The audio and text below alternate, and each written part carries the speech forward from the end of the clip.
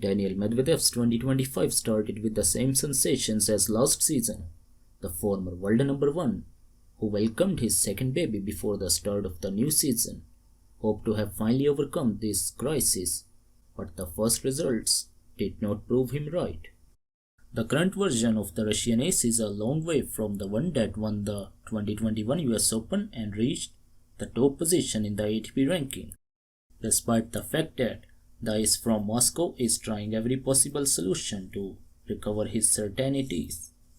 The 2024 Australian Open finalist ended his collaboration with Giles Simon a few weeks ago, stating that their visions were too distant and that it made no sense to move forward given the disappointing results of the last 12 months.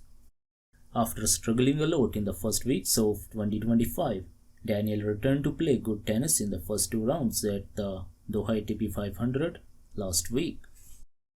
The former world number one beat his compatriot Karen Khachanov and Zizou Bergs, but retired abruptly during his quarter-final match against Felix Auger-Aliassime. Medvedev did not shake hands with his opponent and left the court very quickly, explaining later that he had food poisoning. Medvedev feels better.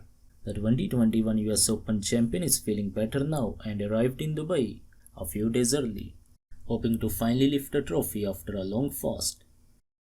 Before the match against Felix in Doha, I was preparing with my athletic trainer and I had realized that I had no energy. I had to sit up after a few minutes because I could not breathe. I felt a horrible feeling, said the Russian during his pre-tournament press conference.